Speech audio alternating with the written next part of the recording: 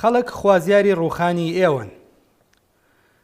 سەلامی فەرماندەی گشتی سپای پاسداران بە هەڕەشەکردن لە لاوانی ناڕازی بە وڵاتانی دەرەوەی وت: ئێمە بەلاوان ئەو ژمارەی کە فریویان خواردووە دەڵێن ئەمڕۆ ڕۆژی کۆتایی هێنان بە ئاڵۆزیەکانە و ئیتر نێنە سەر شەقام.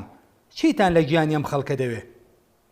ئەم قسانە لە حاڵێکدا دەکرا کە خوێندکاران لە زانکۆی تاران، زانکۆی کوردستان، زانکۆی نەوشیروانی بابل و چەند زانکۆی تر خەریکی بەڕێوەبردنی خۆپیشاندان بوون. لەگەڵ ئەوەشدا لە زیاتر لە 140 شاری دنیا خەڵکی ناوچەکە و ئێرانیەکانی دانیشتووی دەرەوە لە دژی کۆماری ئیسلامی ڕژابوونە سەر شەقامەکان.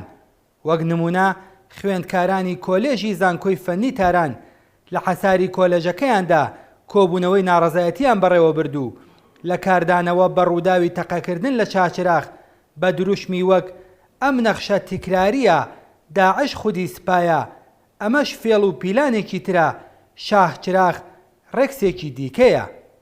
ئەم قسانەی فەرماندەی جەنایەتکاری سپای پاسداران لە نەفامی ئەوەوە سەرچاوە ناگرێت. ئەمە لۆژیک و شعوری هەموو دیکتاتۆرێکە کە توانایی دەرک و حاڵی بوون لە زمانی ناڕەزایەتی خەڵک لە بارودۆخی مەوجودیدا نییە. نزیکەی مانگێک لەوە پێش خامنەیی لە کۆبوونەوەی کۆمەڵێک هەر لەم فەرماندەکە لە وشک و نەفام و جەنایەتکارانەدا شەیپوری کۆتایی هاتنی ناڕەزایەتیەکانی لێدا و ئاکامەکەشی مانگرتنەکان و ناڕەزایەتی بەرینتری خەڵک بوو. فەرماندەی سپای پاسداران جارێکی تر شەیپوری کۆتایی هاتنی ناڕەزایەتیەکانی لێدایەوە، ڕاست لە کاتێکدا کە لە دەیان شار، زانکۆ، کارخانە و لە هەزاران شەقام دروشمی مردن بۆ دیکتاتۆر ئێمە کۆماری ئیسلامیمان ناوێ ژن ژیان ئازادیان گەیاندە بەرگوێی حاکمان و خەڵکی دنیا. فەرماندە گەندەڵەکانی سپای پاسداران کە دەستیان بە خوێنی هەزاران کەس لە خەڵکی ئێران و بە سەدان هەزار کەس لە خەڵکی ناوچەکە لە سووریە و عێراق سوورە زمانێک بێجگەل لە زۆر و سەرکوت و وەحشیگەری حاڵی نابن. خامنەیی لە سوخەڕانیەکەی چەند مانگ لەوەی پێشدا لە سوڕانێکی قەڵەمیدا سفەتی مستەزعەفی بەخشیە سپایە گەندەڵ و جەنایەتکارەکان. لەم ڕۆژدا فەرماندەی سپای پاسداران جێگای خەڵک و حکوومەتی گەندەڵی گۆڕیوە و بە خەڵکی ناڕازی دەڵێ چیتان لە گیانی میلەت دەوێ؟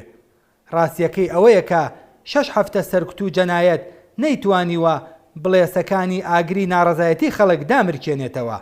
شەپۆلی ناڕەزایەتیەکان بەرینتر بووتەوە و ئیتر کەمتر شارێک ماوە کە شاهیدی مانگرتن، خۆپشاندانی شەوانە، دروشم نووسین و تەنانەت شەڕی خیابانی و بەکرێگیراوانی حکوومەتی لە دژی خەڵکی بێدفاع نەبێت. سپای پاسداران لە ماوەی 43 ساڵی ڕابردوودا لە دەستبردن بۆ هیچ جەنایەتێک لە دژی خەڵک سڵی نەکردوەتەوە.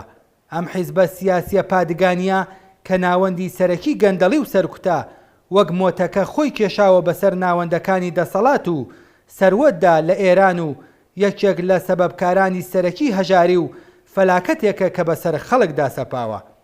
گەلێک ژەنەراڵی هاوشێوە لە گۆشە و کەناری دنیا لە پۆستی وەک ئەواندا کەفیان چڕاندووە و هەڕەشیان لە خەڵک کردووە. گەلێک حکوومەت نظامی ناچار بوون لە بەرامبەر ئیرادەی خەڵکدا پاشەکشە و شکست قبول بکەن.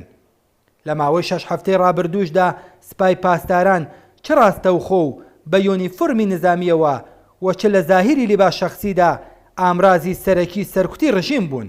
خەڵک بە یەکگرتووی و خەبات و تێکۆشان وەڵامی زۆربەی وڕێنە و قسە پوچەکانی فەرماندەکانی سپا ئەدەنەوە. ئەوە خەڵکن کە شەیپوری کۆتایی یاری ڕووخانی ڕژیم لێ ئەدەن و فەرماندە جەنایەتکارە نظامی و ئەمنیەتیەکان بە تاوانی جەنایەت لە دژی بەشەریەت ئەدەنە دادگا.